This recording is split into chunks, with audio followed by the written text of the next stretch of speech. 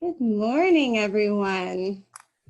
Hi, and welcome to our June session of the WNORTH Conference Presents Pivot. I am Heather Odendahl, co-founder and CEO at WNORTH. And for those of you who are new here, WNORTH is a global community of women who are aiming for or already on a senior executive leadership track. WNORTH has produced 5 live conferences in Whistler and over 100 events across our WNORTH chapter cities of Vancouver, Toronto, New York, London, Seattle, and San Francisco. We established an online training hub and membership called the Members Club at WNORTH 2 years ago. And now we have over 400 members across North America. And we are predominantly virtual. Every month, we present professional development workshops curated exclusively for our members, and we deliver them with industry experts.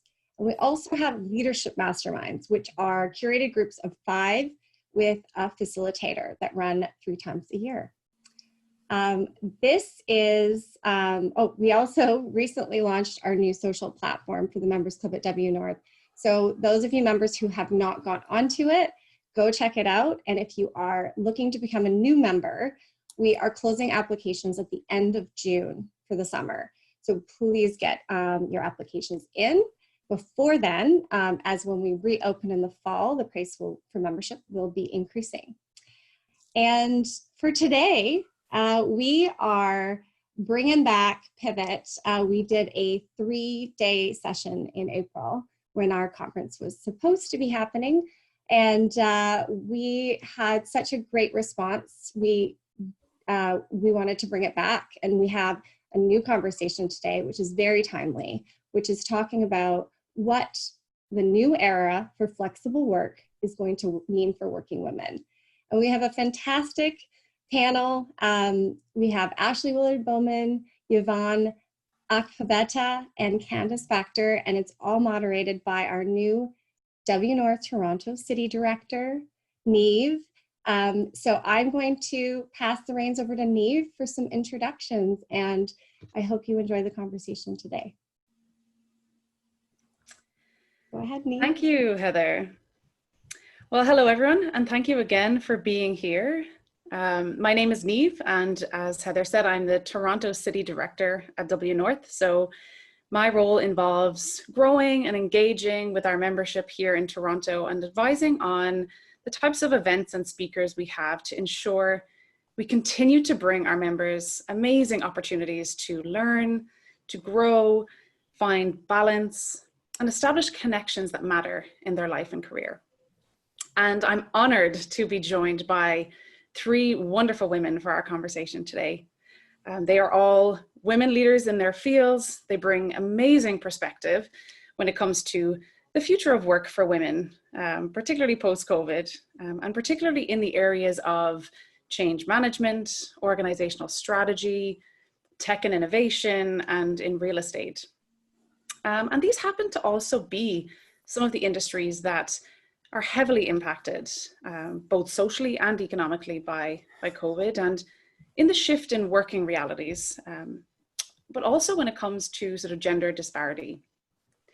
So, as we have a conversation today about reimagining the world of work, I believe it is really important to address some of the social inequities COVID-19 has exposed, particularly for women. We know that women make up to 70% of health and social service workers, which means that they've been at the forefront and have had some of the most exposure and the greatest risk to the virus. The pandemic has also forced many working mothers into sort of a balancing act between effectively doing their jobs and taking care of their children. And in some sectors may even have forced women to leave the workforce or lose significant income because of this. And this, of course, doesn't help with the close in pay gap that we are striving for and may set us back in this journey.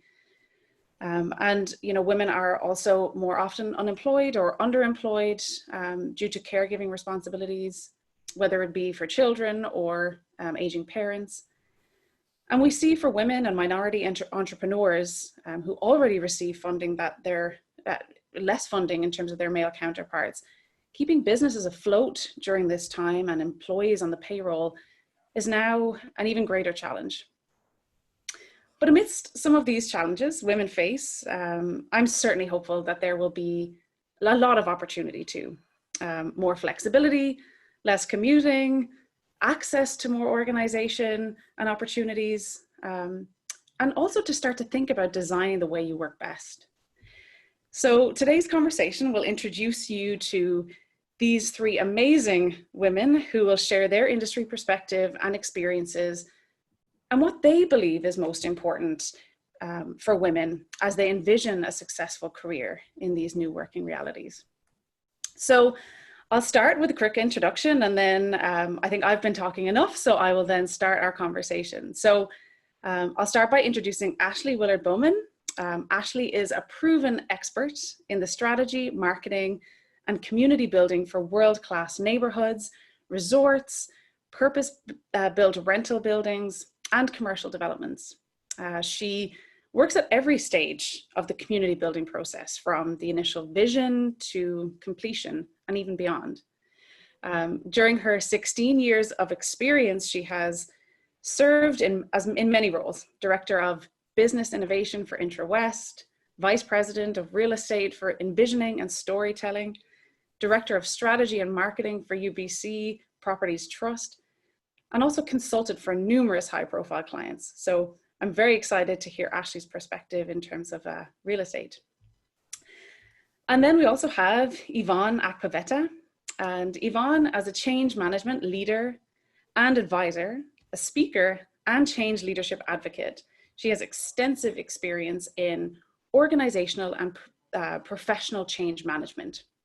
She works closely with her clients to help them overcome barriers to change in order to really experience successful outcomes in their organization.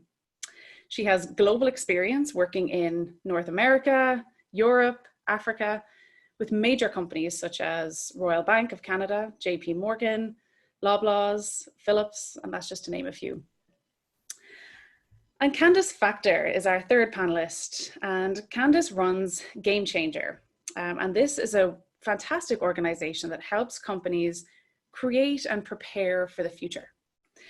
And I think now is a wonderful time to start thinking about what that looks like.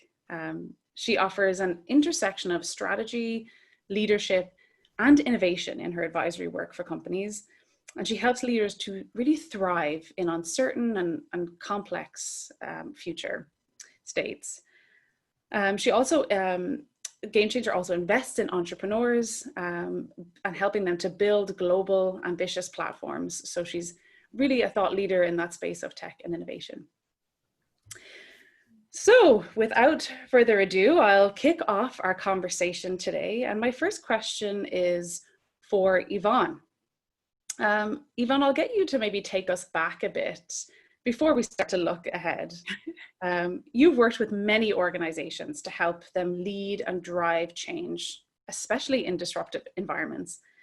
So before COVID, what were some of maybe those barriers that corporations had against adapting an agile work or remote work culture?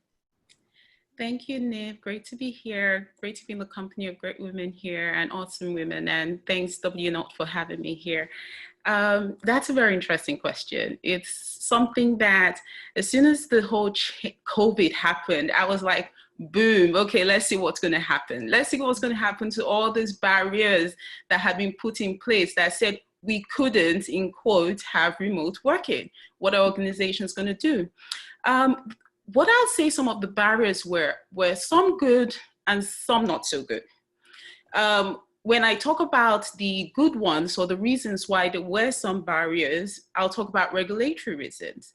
You know, there were regulatory implications where there was, you can't work from home because of perhaps client data, when you think about some of the financial institutions, or you think like perhaps treasury, settlement, branch banking. You know, there was that implication to client data and not being able to work from home, customer privacy, some good reasons in quote, I would put. I say good reasons in quote because people are now working from home. So it means there was a workaround, you know, that situation. You know, well, one of the biggest reasons I would say was culture. when you look at culture, organizations had what you call varied cultures, siloed cultures. You would find even in one organization, one big organization, culture was so siloed that some leaders were more forward thinking and they were like, oh, go ahead, you can work from home. Some other parts of the organization, the leaders were just not comfortable with their team members working from home because they had been I want to say brought up, or they'd been trained in a style, the managerial style of you have to see your employees to see that they're effective. You have to keep an eye on your employees to see that they're effective. So there wasn't that comfort level with having people work from home. And there was also the power thing, I would say. There's a power shift. You'd almost find employees sometimes, and women especially, having to beg to work from home. You know, I had a friend she had a baby, and just having to get them to allow her to work from home was difficult. And just even getting to go to work in early and leave work earlier, you know, when I say earlier, not any earlier than the time she'd come in, she'd still work her 8 hours, even nearly 9 hours, but just leaving work early, there was some type of stigma to it. Or you're leaving early? And it's like, no, I got in early. So there was that struggle, there was that barrier, there was the even technology. And that's where you see where organizations are not sometimes prepared for change. They think that, you know, the thought of working from home is something which is far out. You don't need to work from home. But when we talk about future of work, there's the when, the how, the who, and how it all impacts everybody. And not many organizations were looking to prepare for what you'd call the future of work, which includes flexible work style and which comes to remote working. So in that sense, when the COVID hit, it had to challenge some organizations to say, how prepared are you for the working from home? There were large financial institutions that were published and is in public information that they were so not prepared for people to work from home from a technology perspective or server capacity perspective, or even having laptops. You know, I'm surprised, you know, people still use, you know, desktops, but even laptops, that they had to put in a shift model.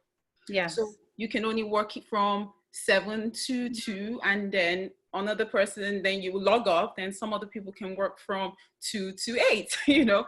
So from a technology perspective, organizations were unprepared. From a culture perspective, it wasn't something that had been addressed to say, what is the universal culture that we work with within the organization? From a regulatory perspective, they were also barriers that stop people from working from home. From a managerial style, policies, there were so many implications of that working from home. So to say the apple cart had been, you know, tipped would be an understatement. But what it's shown us is that something is possible. And when we talk about future of work as well, just to bring that in, it talks about being prepared. Or when we talk about change, for change to happen, there needs to be that creation for urgency. You know, create an urgency that people want to change, people need to change. And I suppose there hadn't been any urgency around future of work to make organizations prepare for it.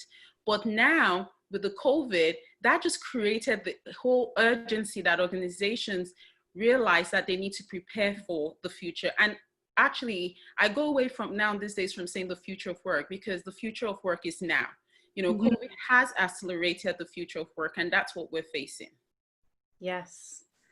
Yeah, and I really appreciate those two sort of perspectives, Yvonne, in terms of what were some of those important things to consider when we look at infrastructure and protection of privacy, but also some of the ways that we just have to change our thinking and change the way we view work.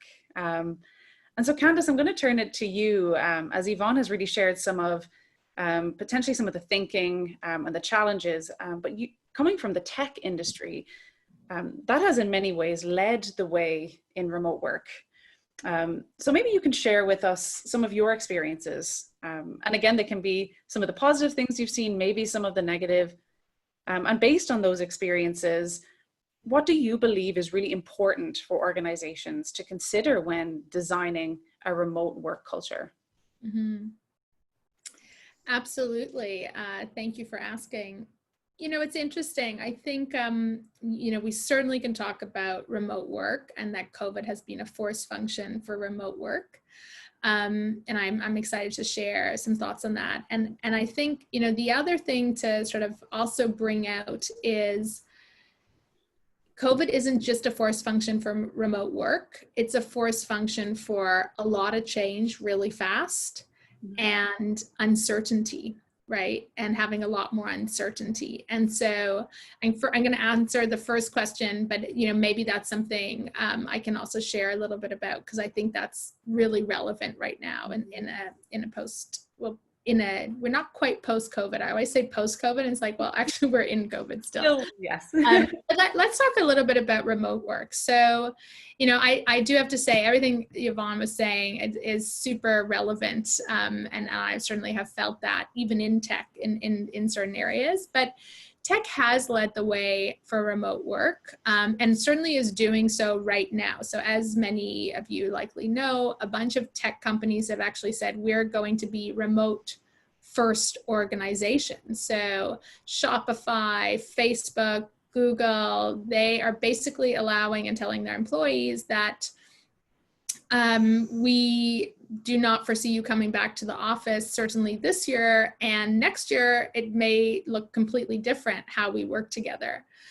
What's been interesting to note about how tech has addressed remote work is two things. One, you need to have the tools in order to make remote work work, right? So the way in which you are enabled to collaborate, tools like Slack and you know, Zoom, and the ability to access everything in the cloud. That is a key thing that I think tech has done really well, is equipped their environments with best-in-class, cloud-based, virtual tools to connect. I think the second thing around remote work is something that is really important is actually how do you build culture in a remote work world? And that's something that I think tech has done better than certain industries who may just not know how to do that, right? And that's everything from how you create, you know, learning academies remotely, how you deliver culture building opportunities and connections. And so I think, you know, that's really interesting in terms of how tech is operating. I think the third thing is it's actually very hard to have part of your team remote and part of your team in person, because it feels unbalanced, right? I'm sure you've had this experience where there's like 5 people in the room in person and there's 1 person remote. That creates a very different dynamic, right? That person is at a disadvantage. And I think what COVID has been a force function for is actually equaling the playing field for the people who are remote right now, because we're all remote. And so learning to create new habits and norms.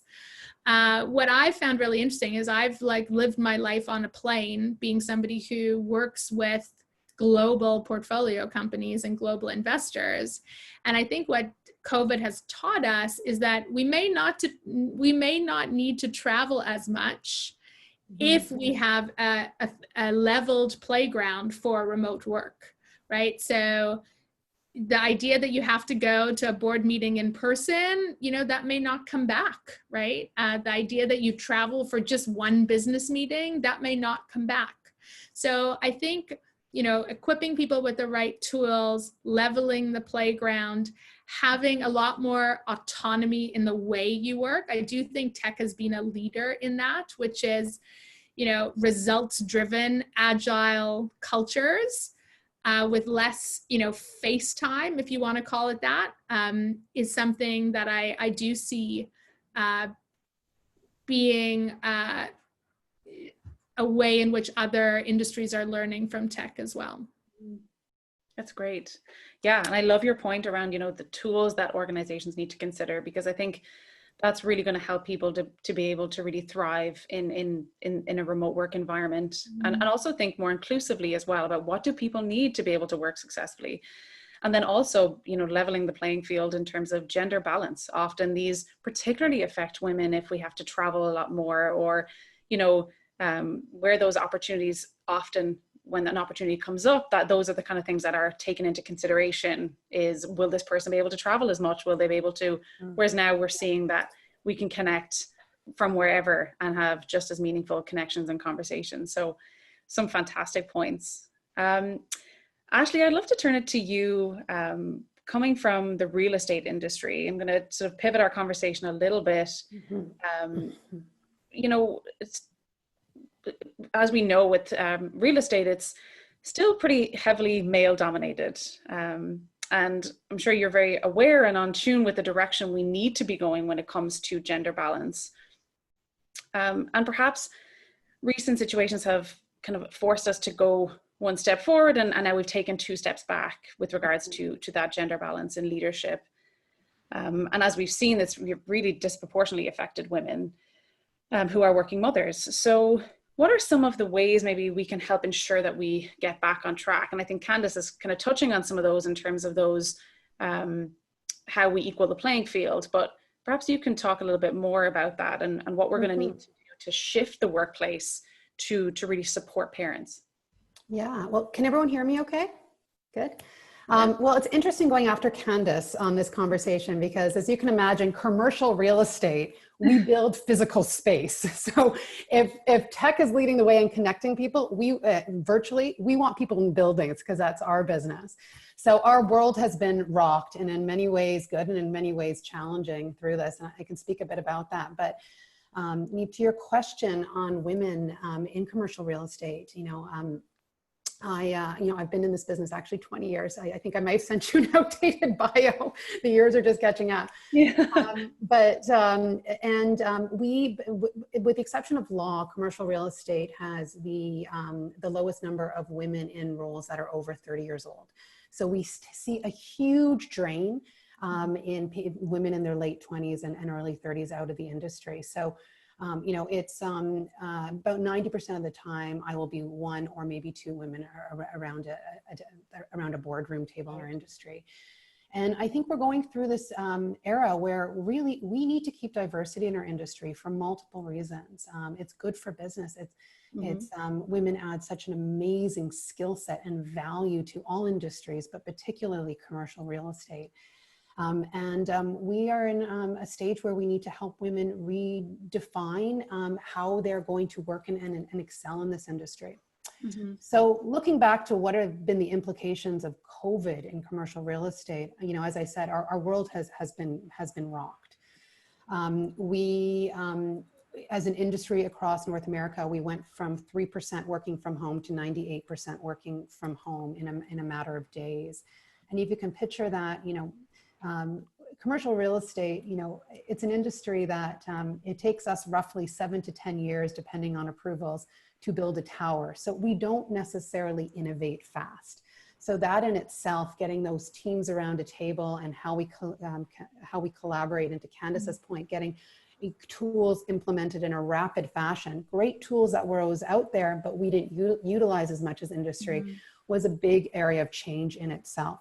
But it empowered people to stay connected and to keep working together and to keep these essential projects like moving forward. We also, our world was also rocked as we really had to embrace the intersection of technology and physical space in a very rapid way.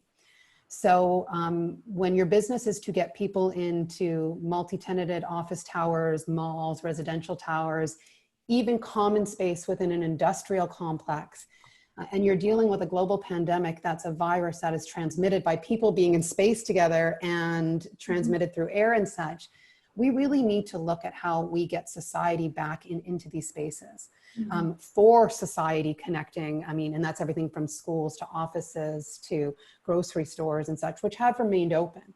But we as an industry since March have looked at that intersection of technology and physical space to look at how we can make these buildings healthier. And that's everything from touchless technology to sensors, thermal sensing, air quality sensing, UV lights for sensing viruses, just a lot of prop and health tech. So I think this industry has been forced into the most innovation in the quickest amount of time. And I think the results are going to be very good for how we operate and live in these buildings. I see lots of really positive aspects coming out of this. As it affects women in the industry, women have stepped up and led during this in other ways. We're leading in the home. My son did a little bit of a cameo at the beginning. It's his first day out of school, and he wandered out of bed and was looking for me, even though I said, no coming into mommy's office when you get up. So that is the intersection that you know, women are seeing right now. And I've seen a rise of what I'm referring to as unconscious bias against wondering if women can maintain particularly the executive roles that they do with some added responsibilities. Yeah. I've also seen women be more hesitant to come into physical space because they're generally taking care of kids and or dependents. So everything that we're doing on that intersection of technology and physical space to make these buildings better, I feel are going to be a pivotal role in how we empower everyone to come back into physical space, but really support women being able to work through these very fluid times. Yeah, and that's interesting because I think, as you're saying, you know, we're still very focused on getting people back into spaces, but we have to make sure that we don't leave people behind. And I mean that sort of completely, literally and figuratively, you know, in terms of how comfortable people are, but also their responsibilities that we don't see on the surface. So, and I think maybe that's forcing us to bring out new characteristics, new traits, showing us that we can be more resilient, that we have to speak up more. Ashley, you brought up a great point when we were chatting during the week about, you know, when people start to ask, oh, how are you going to take care of your children during this time? And often that question has been directed at women. Whereas now it's sort of, you know, I think women are starting to get more confident and have that courage to say, well, you have children too, you know, asking both our male counterparts and others that, you know, this is forcing us to have to talk about this with everyone. This is not just a problem that women are facing. This is everyone. So I think that's one really fantastic outcome of some of this. Okay, I'm going to take a second just to let anybody know who's here that the Q&A is open. And so our panelists would love to hear some of your questions come in, and I'd be happy to share them. So please feel free to keep Q&A or questions in the Q&A. If you have any comments or want to connect with different people, there's the chat function for that as well. So yeah, we have about 30 minutes and would love to open it up now for some questions. So as I wait for some of those to come in, you know, we'll sort of talk in general, and this question can be to any of you, but as businesses return now to the office and we're starting to see the early stages, well, in Toronto in particular, the early stages of things beginning to open up, and certainly in other provinces as well, do you think there'll be a quick return to office, or will remote work opportunities remain? What are you sort of seeing in your respective industries? You want me to start with that, maybe? Sure, yeah. So, and I'll start with that maybe because BC, we went into phase 2 on May 19th. So we are getting ready for phase 3. So, you know, what did we see in people returning? There were companies and industries where we're like, okay, see you on Monday. And there were other ones that, you know, are much more gradual. And for me, I think what I'm witnessing, it comes down to what is your office space? So me, for instance, my office space is on the 3rd floor of a building with massive decks. So for me, going back into the office, and we're very low density, I'm not dealing with an elevator. I'm not in a building with, you know, 2,000 other people in a day. Yeah. They do the calculations with COVID measures in place, social distancing, queuing, so on and so forth. To get 2,000 people into a building takes approximately 8 hours. So what we're seeing is towers just not being able to efficiently get people back into. So what we're seeing a lot of shift work, people going in Tuesday, Thursday, or Monday, Wednesday, Friday. We're seeing just executive teams go back. So we are in this, particularly if you work in a tower, we're seeing this very hybrid situation. Mm-hmm. We also, and this is something that I've been doing across the board with the companies and the teams I work with, we're seeing social responses be different. So whereas someone may feel very comfortable coming right back into a multi-tenanted environment, they are experiencing, whether it be anxiety or they have limitations to that, whether it be a child still in homeschooling and such. So we've implemented employee by employee plans, and employees are telling us what they need. Who they're taking after during this time, what their comfort level is coming in, what we can do to increase their comfort level. And that has actually in some cases been taking executives out of offices and moving them into the offices, if that makes them feel more comfortable. So, and I encourage all organizations to do that. I think although we are going through this globally and collectively, everyone has individual requirements through it. And I think the more we can embrace that, and the more we can align to that, whether it's still working from home or different circumstances in the office, it's going to help everyone in the industry, but particularly women that are wearing multiple hats during this. Yeah, yeah, absolutely. I can comment as well. I actually think tech is going to look quite different, and I think that's both really wonderful in some ways and also challenging. So, as I mentioned, tech companies have really made, very large tech companies have made the decision to say, we are absolutely fine if you want to be a virtual employee, and for the distant future, or for then, not just for 2 months, for, certainly till the end of the year and also next year. And that is, I think, challenging in some ways and also really great in others, especially as it relates to women. Yvonne's point on that, leaving the office at 4. So I ran one of Canada's largest consumer internet tech platforms, a company called Wattpad, and I was the global GM. And I had a 3-month-old and a 2-year-old when I started, which is crazy in and of itself. But I used to leave the office at 4, and I would really try to make it quiet that I left at 4, because the truth is I was online all night. I was with my kids from 5 at the time I got home till 7, and then I was working till 1 at night anyway, running this thing. But it was such an issue, culturally. And virtual just doesn't have that same connotation. And so I think it's wonderful, and we're going to see more of that. And, there's just one more comment I wanted to make about tech that I think is interesting, is it's more performance driven, right? It's can you get your work done? It's more performance driven, and it's a lot more flexible because you're working with people who are comfortable with uncertainty and creating new paradigms.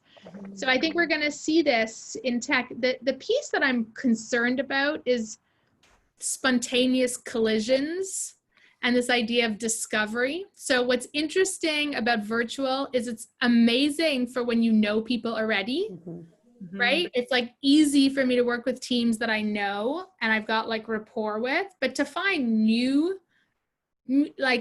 prospects, new investments, new people, it's just harder. I'm sure tech's going to innovate how spontaneous collisions happen, but I think that's really hard. And nobody knows about the prolonged impact of working from home.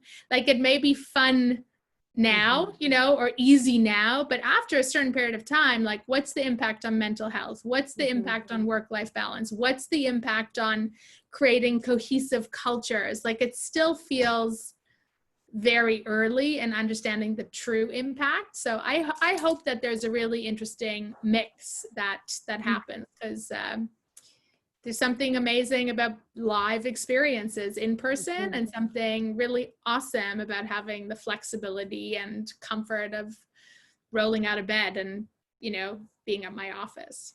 Yeah, for sure. Yeah. I see it both ways, from different perspectives. One of the things that I'm very aware of is the genie has been let out of the lamp. Mm-hmm. Remote working has taken a whole life of its own, especially with where organizations felt it wasn't possible. Now they are seeing what is possible. But so when, to your question about will this remote working opportunities remain? Mm-hmm. For sure, it will remain. To what extent it will remain is still yet to be seen. Right. Taking into account that there are some functions that require that one-to-one, you know, that it's better served when we do it in person. To Candice's point, there's that opportunity for that. What organizations need to do now is start preparing for what this new work reality is like. With COVID, we had to react. Most organizations reacted as opposed to being prepared to respond to the change. It was just a quick reaction. What do we need to do? And some organizations had great business continuity plans. Many organizations were equipped to start working from home. So people started to work from home. Even with the very large organizations, you find that there are many of them who already have the capability for people to work from home. So people were already used to it. When I speak to some of my female colleagues and friends that were working from home, in this situation, there wasn't anything different for them because they were already able to adapt to it. The difficulty was that they weren't used to the kids being at home when they were working from home. So that was a whole different kettle of fish. In the future, you know, the kids will need to go back to school and, you know, it would return to normal. So opportunities will remain, but organizations need to retroactively go back to say, what do we need to put in place in order to support working from home? What are some of the policies we need to put in place to support working from home? How do we support the mental health side of things, the professional isolation side of things? How do we address the career advancement side of things? How do we put policies in place to prevent that disparity for employees?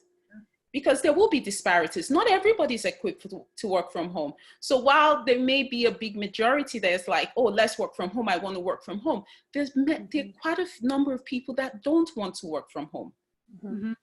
You know, especially people who have worked from home, you know, they want that ability to be able to step out from the house. If I'm working from home all the time, I want to put on my high heels, I want to put on my lipstick, I want to go downtown, you know, I want to do those things. So there are some people that see going into the office and as escapism.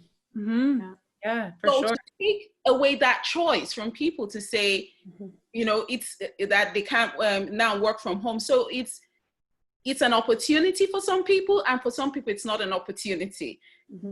You know, so while some people may call it opportunities, for some people, it's not. You know, some people, their office is not set up to work from home. They just don't have it. So we need to remember that working from home will create some type of disparity for people that we need to accommodate in those kind of situations. We need to put policies in place to be able to support it. We need to look at regulatory from different aspects to be able to support it.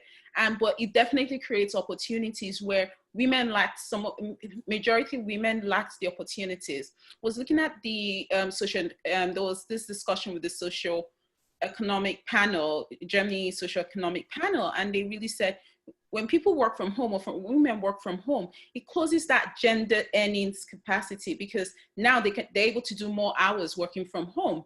So their earnings can take an increase, because before you'd find women would say, okay, I'm working from home part-time, but guess what? They're still doing full-time working from home, but they're earning less for it. Now they're going to be able to say, I'm working from home full-time, you know?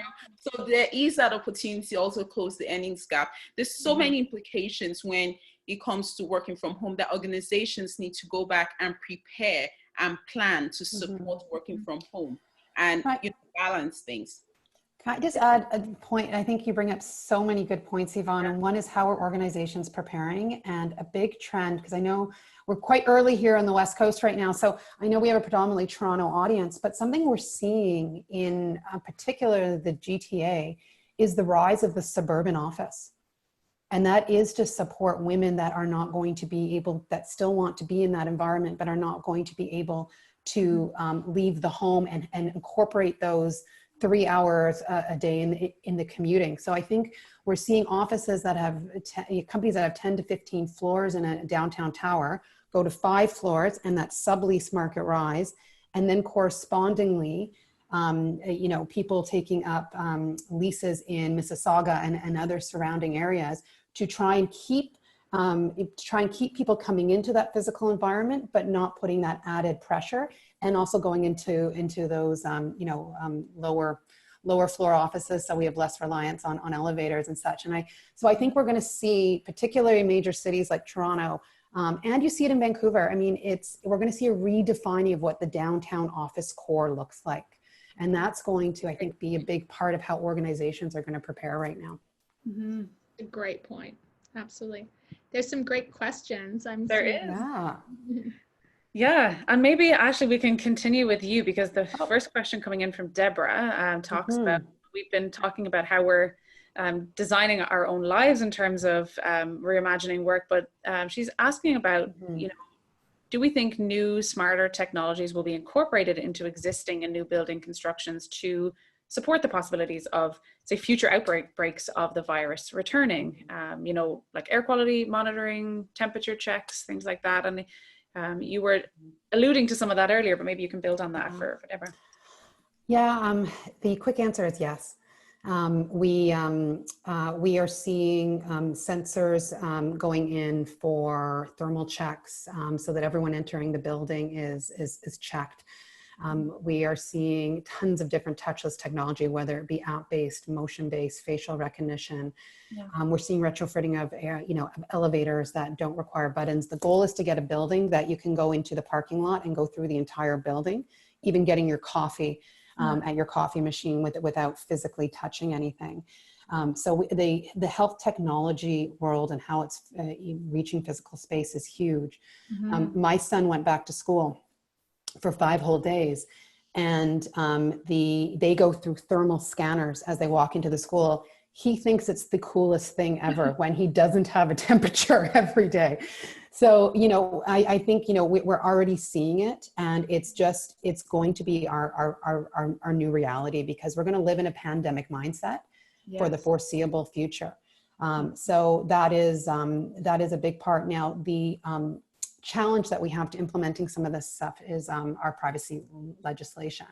Yeah. So there are people that feel that contact tracing and monitoring and such is against our privacy rights. Right. So right now the private sector is pretty much taking the reins and doing it, but I do think it's not going to be as easy as putting in some of these technologies. I think we're going to have to be dealing with multiple levels of legislation as we go through it. Yeah, that's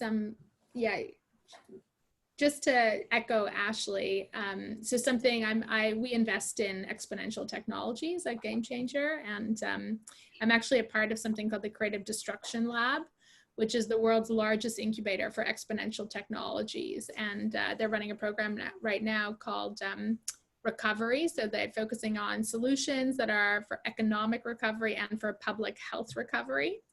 And actually that's the next guest on our Game Changer sessions, is the women who put this program together. And it's phenomenal seeing the innovation around all the things that Ashley's saying. In fact, I'm looking at one investment right now, which is actually like genome testing of physical spaces to see, whether or not disease exists in those spaces, whether it be mold, whether it be COVID, whether it be, a variety of things. And actually now genome sequencing is like affordable. So you're able to do that in physical spaces in really interesting ways. So I'm very interested in how technology is going to impact prop tech. It feels like the force function for these things to become, for our buildings to become smart, as they say.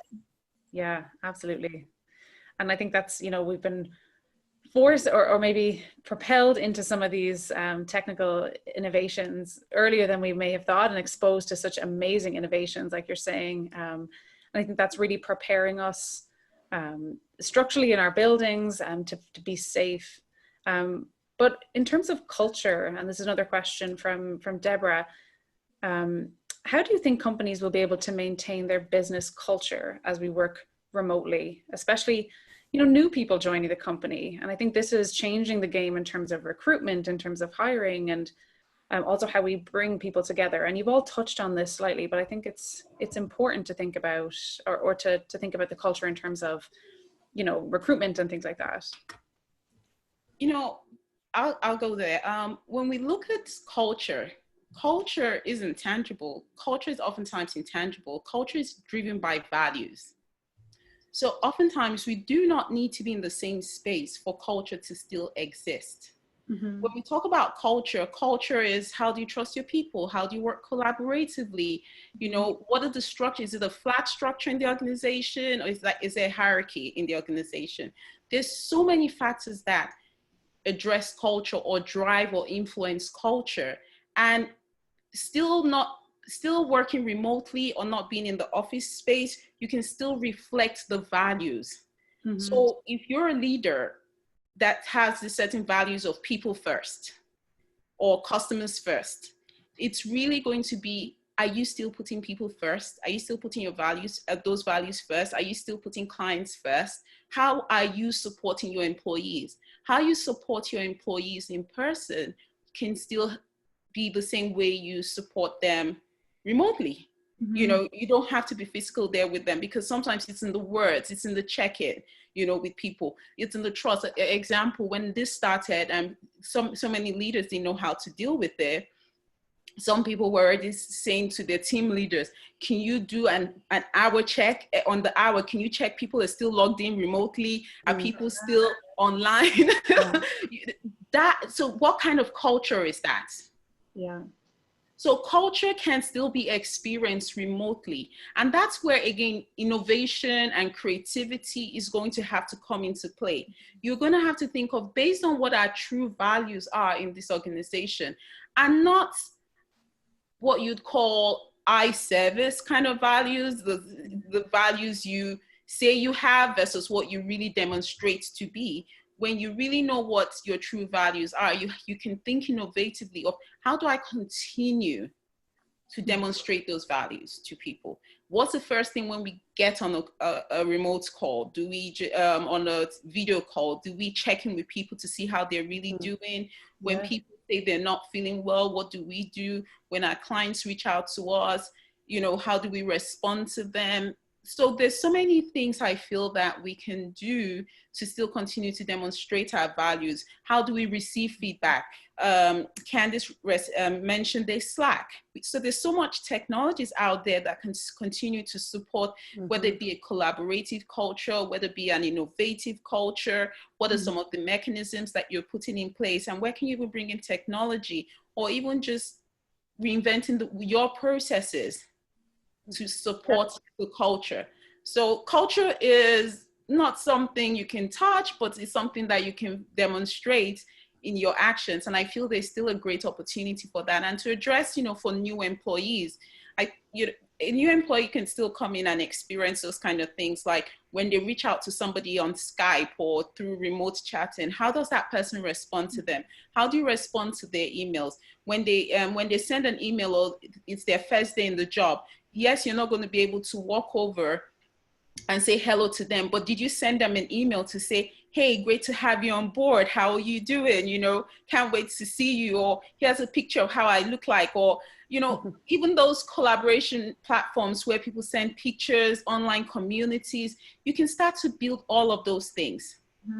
You know, or to say to your team, you know what, we can't go in for coffee in person, but you send everybody an e-gift Starbucks card and say, buy your Starbucks, let's all get in front of the video and drink our Starbucks. So there is still opportunity to show and demonstrate culture. We just have to think differently in terms of how we do it. There's been some amazing ways that organizations are doing this and creating new rituals that they're implementing. And I think it's forcing us to even bring culture more to the forefront now, because it's showing where some of the gaps are, you know, when we're asking people to be remote. It's showing, well, wait, maybe we weren't doing a great job of connecting with people more intentionally. Maybe we weren't listening as well as we should, or thinking about other people. So some great points there, Yvonne. Yeah. Something we really have to watch, though, is I think I think as leaders, everyone is going to play a bigger role in not enforcing, but encouraging culture, making sure that all the wonderful things Yvonne talked about, and I'm seeing it. I mean, instead of coffee in our industry, we're sending wine and cocktails around and getting together.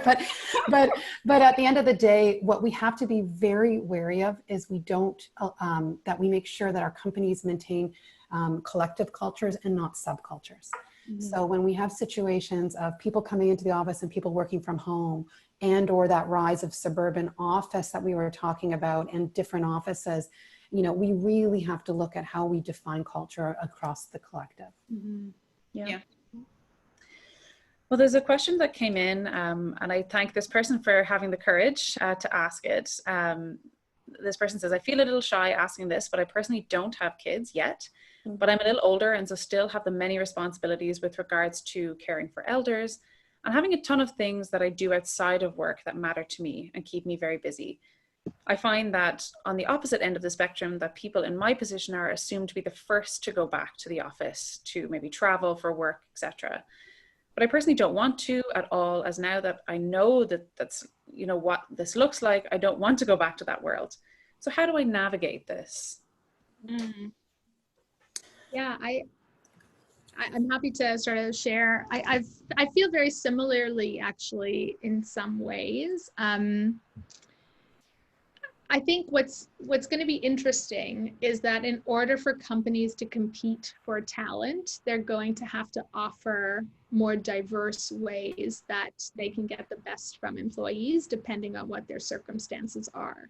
Mm-hmm. And so, I think navigating that for you is just like you did here, which is bringing up, speaking your truth, talking about how a company can get the best performance from you is actually by enabling you to be a, virtual employee in the majority. Like I do think that connecting in person at times is really valuable.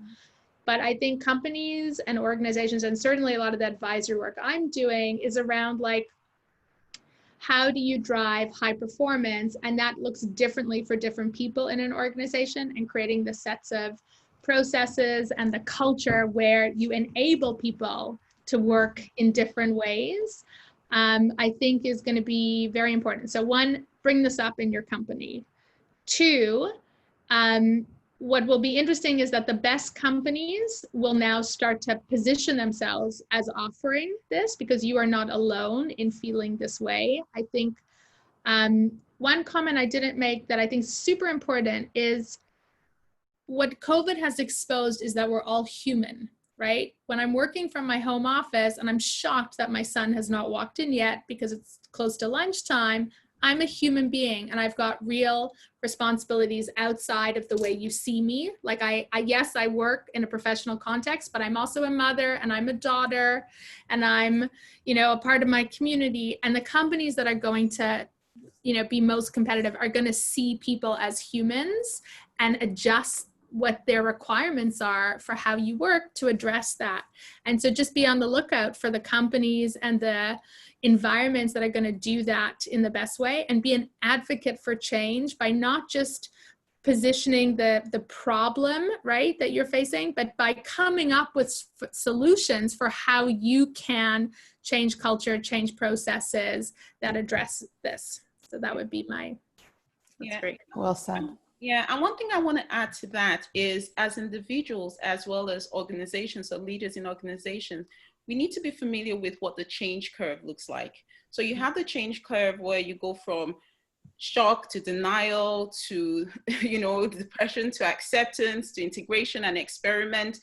You have that change curve. It's called, you can check out the Kubler-Ross change curve.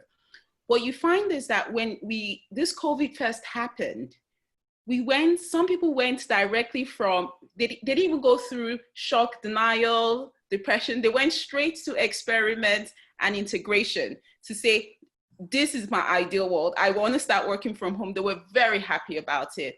What you're now finding that those people who went straight into experimentation and integration and they found this new work style to be very supportive of their personal needs, whether it be like taking care of kids or the parents or flexible working lifestyle.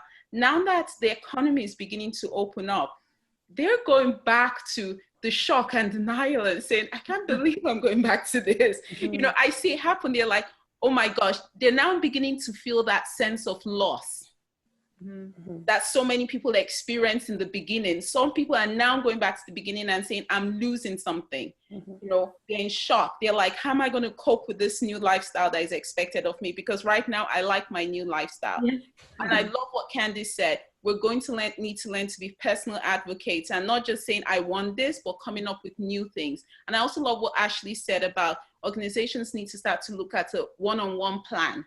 And not just one plan fits everybody. There has to be that individualized way in terms of how they do things. And even to some other thing he said about, we're all change leaders now. It's no longer about the organization leading the change. We all play a part in this change, and we need to be, you know, play an active role as well. Yeah, fantastic. I'll just add one quick thing there. Old rules do not apply to a new game. And everyone is in a new game, and we need to work together to make sure that, you know, we define the how so that everyone can thrive in it, and everyone deserves that. So I really appreciate the question, because I do think it's something that a lot of people are struggling with. That's a great mantra. Old rules don't apply to a new game. I say it daily. Yeah, we are coming up upon the hour, and it's actually perfect because the last question that has come in is a great way to wrap. And that is from Claire, and it says, when you reflect back on this, what do you think will be the biggest lesson that this experience will have taught you about your life and career? So I'm going to get each of you to, you know, answer this in maybe 1 or 2 sentences, and sort of use that experience to maybe give everybody on today's session sort of a takeaway from this. So what will be your biggest experience, sort of lesson, and then how you can sort of frame that in a takeaway for people. So we'll start with you, Yvonne. For me, it would be living the moment. You know, I was one of those people on the change curve that I immediately went into experiment and integration. You know, I didn't feel the change. But what it reminded me of was the importance of living in the moment. Everything right now is precious. The opportunity to call somebody, if they come to mind, those moments you have with family. You know, last year, Christmas, you know, we went on a big family trip back to Africa, Nigeria, to be more specific. And we had this big Christmas where we had people come from the States, we had people coming from Europe, we had, you know, coming from Canada, myself, and we could have postponed it. We could have said now is not the right time, but we went in and had that Christmas together. And the reality is we don't know when next we're going to do that. So whatever we can do now and whatever we have the opportunity to do now, I implore everybody, just live in the moment, live your best life now. Do not save the nice dishes or the nice China dishes or for that special occasion. Now is the special occasion. Bring out that dish, bring out that bottle of wine that you've been saving for a special occasion, bring out that dress that, you know, you were going to go somewhere special with, and use it now. Tomorrow isn't promised to anybody. Now is the time. Amazing. Thank you. Ashley. Well, you know, my father, who passed a few years ago, used to have an expression, never waste a good crisis. And that's really, I think, you know, this was scary times. We've lived through a lot of ambiguity, but I think, you know, very similar to Yvonne's point about living in the moment, from a business point of view and from a personal point of view, I really tried every day to get up with my teams and with my family and not waste this time. Think about how we could pivot and leave my industry and my teams better on the other side of this, which I do think we will be, but also look at, you know, how we embrace those special moments along the way, because with every fear is an opportunity. We just need to find that opportunity and set our course towards it. Love it. Yeah, I love, sorry, should I go? So I love what both Yvonne and Ashley said. I'm just gonna add one more thing. It's been recognizing how little we control, right, in the world. Like, I think we had a false sense of control pre-COVID, right? And so learning to live with uncertainty and change, and recognizing that really there's so many things that we can't control, but the thing we can control is our thoughts and our mindset and our mental model and our actions, what we personally do. I can't even control what my husband does. I can't control what my mother-in-law does or my child or my team, but what I can control is who I am, what I do, and what meaning I make from this crisis. And, that has been a really, really big insight and something that I'm very passionate about. And, why we created even Game Changer sessions was really about bringing mindset and mental models from really wise people to the community to say that, this is a moment where we need to change our mental model of what's in our control and focusing on things that are going to move us forward and going to help us be our best version of ourselves in these times of crisis is really helpful. And the fact that, especially as women, and my mom told me this a long time ago, she's like, you set the tone, right? Like if I'm stressed or I'm anxious or I'm uncertain or that just ripples. That ripples through my house. It ripples through my family. It ripples through my teams. And so sometimes we don't do a lot of self-care around being able to be, in the best mindset and mental model and space. But I just want to encourage all you women out there, if you don't take care of yourself and your mindset and your mental model and your headspace, you're not just impacting yourself, you're impacting like all the people you touch. So, that's just take care of yourself so you can have that mindset that's going to be helpful. So true. Amazing. Well, thank you so very much to our three panelists, Yvonne, Candice, and Ashley. The conversation has been amazing, and I feel like we could go for another hour. So thank you so much for taking the time to share your wisdom, your expertise, your outlook for the future. And so thank you also for everyone who's joined, and I encourage you to reflect on this conversation, encourage your organization that you're a part of to start thinking differently, how they can support you, but also personally as a woman, as a leader, how you can also, as Candice said, take care of yourself. Think about this new era of work and, really ask yourself, how can you do your best work and how your organization can support that. So with that, I will leave it there. Again, thank you all so very much. Thank you. Guys, bye. Have a good day.